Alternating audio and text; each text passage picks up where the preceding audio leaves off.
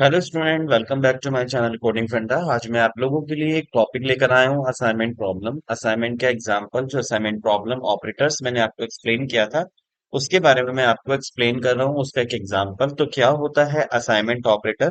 तो आज मैं उस असाइनमेंट ऑपरेटर के बारे में मैं आपको बताने वाला हूँ। असाइनमेंट ऑपरेटर का एक एग्जांपल कि क्या होता है असाइनमेंट ऑपरेटर और कैसे हम उसको यूज करते हैं। देखिए, फर्स्ट लाइन आपको बताया था मैंने, हैश इंक्लूड एसटीडीओ डॉट एच लिखते हैं। ये भी मैंने आपको बता दिया था कि इसकी फुल फॉर्म जो होगी वो होती है standard input output header file. इतना तो पॉइंट मैंने आपको क्लियर कर दिया था। कोई डाउट है तो बताइए मुझे। आउटपुट हेडर फाइल होता है। और यदि कोई भी डाउट होता है तो आप प्लीज कमेंट बॉक्स में जरूर मेंशन कर दें कि आपको कुछ प्रॉब्लम्स है इस लाइन को लेकर के। जैसे standard input output header file होती है, अब मैंने आपको इसका यूज भी बता दिया था। Use for input output function. आप इनपुट आउटपुट फंक्शन का मतलब समझते हैं? जैसे कि आपको कुछ प्रिंट कराना है या कुछ आउटपुट्स लेने हैं या कुछ आपको इनपुट कराने हैं दो नंबर्स का, when we use this stdio.h। तो वॉइड मेन इंट मेन की जगह पर मैंने वॉइड मेन की प्लेस पर मैंने इंट मेन लिखा है। इंट मेन लिखेंगे तो भी चलेगा, वॉइड मेन लिखेंगे तो भी चलेगा। इंट मेन का मतलब ये है कि कोई भी मेरी रियल वैल्यू होगी, रियल वैल्यू को रिटर्न कर रहा हूं मैं, जस्ट, और कुछ नहीं। कितना पॉइंट क्लियर हो गया है आपका? चलिए, नेक्स्ट पॉइंट। अब मैं एक्चुअल में असाइनमेंट ऑपरेटर के बारे में बात कर रहा था आपको, मैं आपको बता देता हूँ कि ये असाइनमेंट ऑपरेटर के बारे में मैंने थियोरेटिकल पार्ट आपको एक्सप्लेन किया था विद वीडियो के थ्रू। बट यदि वो वीडियो नहीं देखी है आपने तो अभी मैं इसको डिस्क्रिप्शन लिंक में शेयर कर दूंगा आपको, तो वहां से आप इसको एक्सेस करिएगा कि असाइनमेंट ऑपरेटर कहाँ से कैसे यूज करते हैं और क्या होता है असाइनमेंट ऑपरेटर। मैं आपको बता देता हूँ असाइनमेंट ऑपरेटर की। यदि डेफिनेशन की बात करता हूँ, डिफाइन, तो क्या होता है? डिफाइन का मीनिंग सिंपल ये होता है, assign a value. Assign a value. जब मैं वैल्यू को असाइन कर रहा हूं, that is called value assign कर रहा हूं। कहाँ असाइन कर रहा हूं? पर्टिकुलर किसी वेरिएबल के अंदर। मतलब कि a one variable to another variable, one variable to another variable, value transfer. या फिर कह सकते हैं आपकी, या फिर क्या हो सकता है, या फिर आप ये कह सकते हैं कि पर्टिकुलर वेरिएबल के अंदर वैल्यूज को पुट करना। Value put in any particular variable, value assign. तो इस टाइप की पॉइंट्स को आप असाइनमेंट ऑपरेटर बोलते हैं।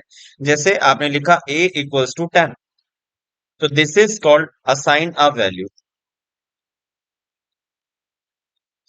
पॉइंट क्लियर हो गया है? मैंने आपको बताया था कोई भी वैल्यू है, रियल वैल्यू है, डेसिमल वैल्यू है, उनको यूज करने के लिए हमेशा आप एक वेरिएबल का यूज करेंगे और वेरिएबल को आपको डिक्लेयर करना बहुत जरूरी है। वेरिएबल क्या होता है इसकी भी मैं वीडियो आपको एक बार शेयर कर दूंगा, जिससे कि आपको ये भी क्लियर हो जाएगा कि वेरिएबल को कहाँ से यूज करते हैं, कैसे यूज करते हैं, क्या क्या पॉइंट्स होते हैं इसको लेकर के। बट अभी पॉइंट समझिएगा कि आपको सबसे पहले आपको एक वेरिएबल डिक्लेयर करना होता है, इंट ए। जैसे मैंने ए डिक्लेयर किया, ए को मैं सेमीकोलन मार के एंटर करता हूँ और फिर मैंने यहाँ पे लिख दिया ए इक्वल्स टू 10। मतलब कि पर्टिकुलरली सबसे पहले मैं एक वेरिएबल को डिक्लेयर करूंगा, डिक्लेयर करने के बाद मैंने a इक्वल टू 10 लिख दिया, it means assign a value कर दी। अब यदि मैं प्रिंट करता हूं, प्रिंट एफ के अंदर डबल कोट्स के अंदर इसको यहाँ पे डिफाइन करता हूँ कि a इक्वल्स टू परसेंटल टी, कि a की एक्चुअल में वैल्यू क्या है, तो आप इजीली पता लगा पाएंगे कि a की वैल्यू मेरी 10 होगी। देखिए, मैं रन करके आपको दिखा देता हूँ, तो a की वैल्यू यहाँ पर मेरी 10 आ चुकी है। असाइन्ड वैल्यू मेरी 10 आ चुकी है। इतना पॉइंट क्लियर हो गया है? This is called assignment operator. इसी पॉइंट को मैं आगे एक्सप्लेन करूंगा कि मैं असाइनमेंट ऑपरेटर को, जैसे इक्वल्स टू तो हो गया, दिस इज असाइन वैल्यू। अब मेरे को यूज करना होगा विद अर्थमेटिक ऑपरेटर्स का यूज करके। जैसे कि मैंने सिंपल मीनिंग समझिएगा आप, ए कॉमा बी किया, मैंने दो वैल्यू ली, वेरिएबल्स लिए ए कॉमा बी। ए के अंदर मैंने 10 वैल्यू असाइन कर दी है, लेकिन बी के अंदर तो अभी वैल्यू मैंने असाइन ही नहीं की है, तो बी इक्वल्स टू मैं कर देता हूँ क्या, p equals to A plus 5। मैंने a प्लस 5 कर दिया, इट मीन जो भी a के अंदर वैल्यू होगी उसमें मेरे को 5 ऐड कर देगा। That is called value assign. और कॉमा लगाकर मैंने यहाँ पर b को एक्सेस कर लिया है और यहाँ पर भी स्पेस दे करके मैं b इक्वल्स टू परसेंटल d को मैं डिफाइन कर दूंगा। और यहाँ पर आप स्लैश n का भी यूज कर सकते हैं। स्लैश n मतलब कि होता है आपका ब्रेक लाइन, मतलब कि लाइन को ब्रेक करने के लिए यूज किया जाता है।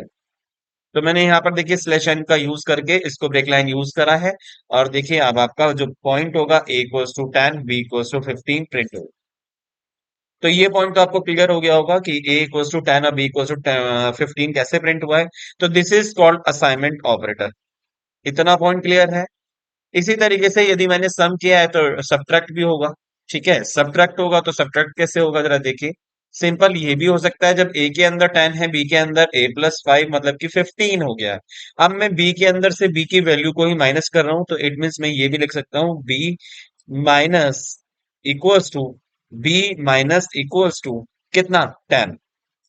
मतलब कि मेरी अब बी की वैल्यू जो होगी वो माइनस हो जाएगी और बी के अंदर से ही, और कितनी माइनस होगी 10 वैल्यू प्रिंट होगी। तो देखिए मैं फिर दोबारा से प्रिंट ऑफ करके मैं वैल्यू को प्रिंट करके दिखाता हूं आपको, तो इसका मतलब आपको समझ में आ जाएगा कि एक्चुअल में लिखा क्या है।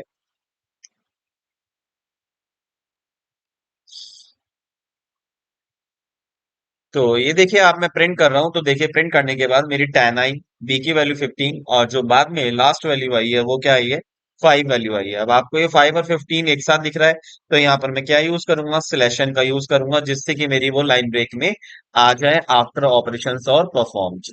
अब देखिए 10, 15 और 5 वैल्यू की वैल्यू प्रिंट हो चुकी है। अब after completion of the assignment operator, तो यहाँ पर आप लिख सकते थे यहाँ पर प्रिंट में अंदर डबल कोट्स में इसको लिख सकते हैं यहाँ पर क्या, जिससे कि आपको थोड़ा क्लियर हो जाए कि assignment operator use after the B value. Assignment operator तो ऊपर भी है, बट लेकिन इस ऑपरेटर के परफॉर्म के बाद आपकी एक्चुअल में क्या वैल्यू आई है। तो देखिए ऐसे आ गया है आपका, ए और बी की वैल्यू एक्चुअल में 10 और 15 थी, बट अब बी की वैल्यू क्या हो गई है, 5 हो गई। तो इतना पॉइंट क्लियर हो गया है।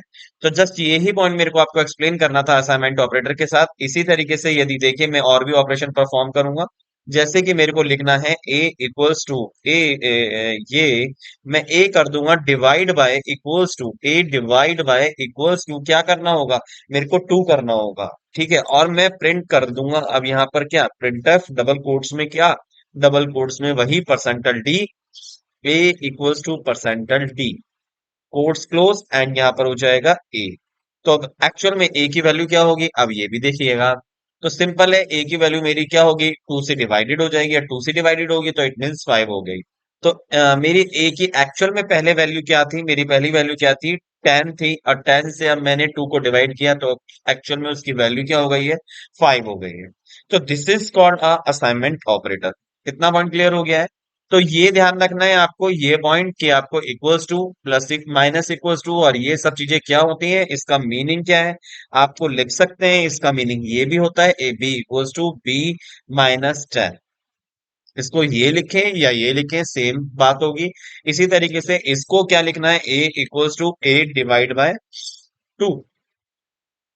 अब ये लिखे, ये भी चलेगा, और वो लिखेंगे तो वो भी चलेगा। This is called divide, addition, subtraction. ये पॉइंट आपको क्लियर हो गया होगा।